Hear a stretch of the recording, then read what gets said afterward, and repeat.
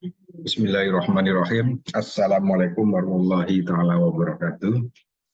Selamat pagi, Ibu Yohanisa selaku dosen pengampu mata kuliah komunikasi bisnis. Selamat pagi buat rekan-rekan, selamat pagi buat pemirsa semuanya. Terima kasih pada kesempatan kali ini saya akan mempresentasikan mata kuliah komunikasi bisnis, yaitu mengenai pengumuman pengumuman untuk komunikasi. Secara umum bahwa komunikasi bisnis merupakan suatu komunikasi verbal maupun non verbal antar orang yang ada di dalam suatu perusahaan ataupun ada di luar perusahaan.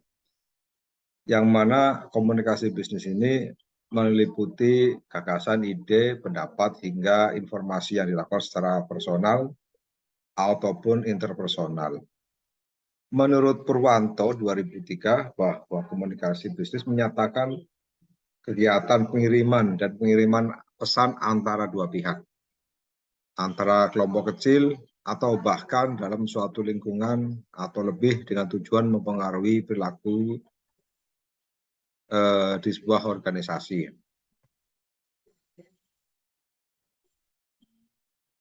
Kemudian ada beberapa pola penulisan langsung dan tidak langsung.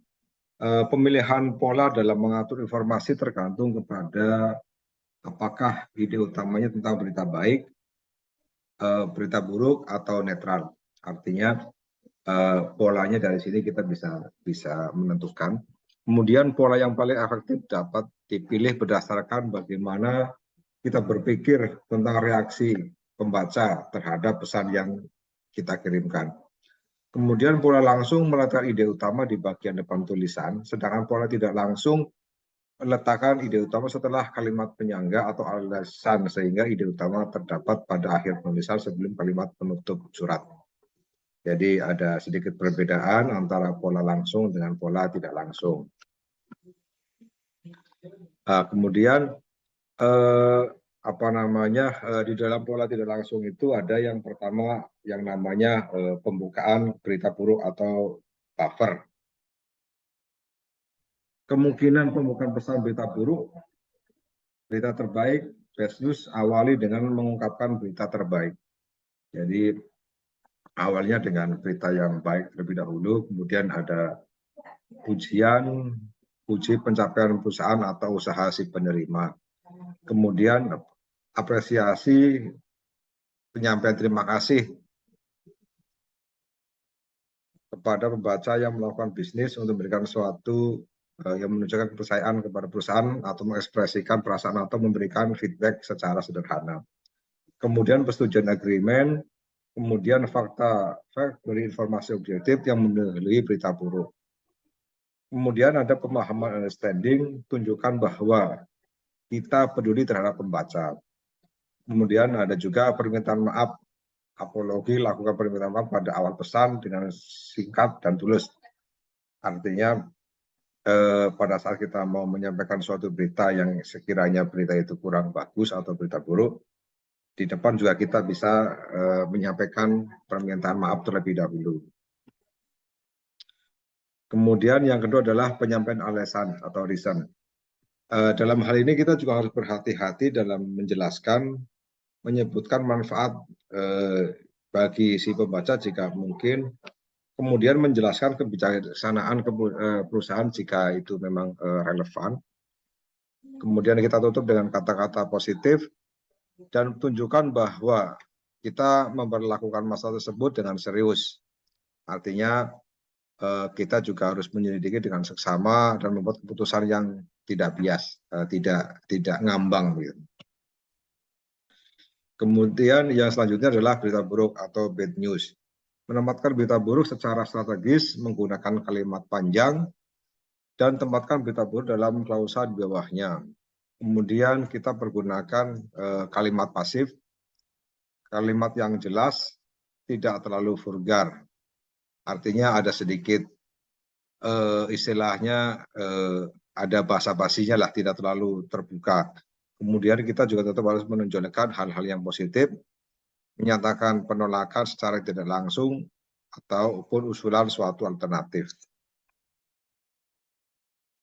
Kemudian yang terakhir adalah closing untuk menutup pesan berita buruk, di mana kita menjelaskan berita buruk secara sensitif, tutup pesan dengan pernyataan yang menyenangkan, yang menunjukkan bahwa kita punya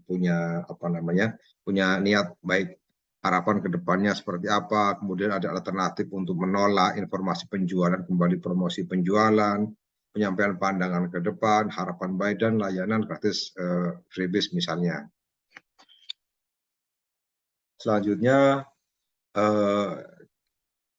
akan saya mengenai pembuatan surat komunikasi bisnis, di antaranya mengenai komunikasi pengumuman PHK, kemudian keputusan tidak membagikan bonus di akhir tahun, kemudian terkait penundaan promosi bagi karyawan tertentu. Nah, di sini kita menggunakan strategi penulisan dengan pola tidak langsung, di mana tulisan yang ditulis sama persis dengan apa yang dikatakan penutur, dan kalimat tidak langsung adalah yang bisa diubah secara bahasa, tapi tetap mengandung maksud yang sama. Artinya kalimatnya bisa berubah, tapi tidak menghilangkan arti dari apa yang kita maksud. Kemudian ini sebagai contoh pengumuman mengenai pengumuman PHK. Di sini kita tahu bahwa buffernya adalah karena menurunnya kinerja perusahaan akibat pandemi, sehingga manajemen perlu rasionalisasi atau pengurangan karyawan. Nah, alasannya apa? Karena pandemi 19 berdampak pada kinerja perusahaan yang mengakibatkan adanya pengurangan pegawai. Kemudian ada berita buruk. Apa berita buruknya? Berita buruknya sebagai manajemen bisa menyampaikan dengan berat hati. Kita sampaikan kepada saudara karena adanya PHK. Kemudian yang terakhir adalah closing. Di sini juga kondisi perusahaan semakin membaik, maka manajemen akan menghubungi saudara, dan kalau memang berkenan mungkin kedepannya bisa bergabung kembali. Ini untuk penutup dari pengumuman PHK. Kemudian yang kedua, ini contoh mengenai keputusan untuk tidak memberikan bonus di akhir tahun. Buffernya hampir sama karena adanya pandemi 2019, di mana sejak tahun 2020 perusahaan mengalami penurunan laba, sehingga punya alasan tidak adanya bonus. Kemudian berita buruknya dengan berat hati tidak memberikan bonus seperti tahun-tahun sebelumnya. Kita juga harus ada kata-kata penutup atau closingnya. Semoga penundaan ini juga kedepannya bisa lebih bagus, dan perusahaan bisa memberikan bonus seperti tahun-tahun sebelumnya. Kemudian selanjutnya mengenai keputusan terkait penundaan promosi bagi karyawan. Manajemen dengan berat hati menunda promosi jabatan menjadi supervisor misalnya. Ini adalah buffer dari penundaan promosi karyawan. Kenapa? Alasannya penundaan promosi karyawan itu mungkin bisa dilihat kinerja dari karyawan yang bersangkutan kurang bagus. Kemudian berita buruknya atau bad news-nya bahwa manajemen menunda promosi tersebut menjadi supervisor, dan kita tutup dengan kalimat penutup bahwa yang kita sampaikan ini menjadi motivasi untuk meningkatkan kerja di tahun yang akan datang. Artinya walaupun saat ini promosi kenaikan karyawan ditunda, tapi tetap memberikan motivasi untuk kedepannya biar menjadi lebih bagus lagi. Demikian, kurang lebihnya mohon maaf. Terima kasih. Wassalamualaikum warahmatullahi wabarakatuh.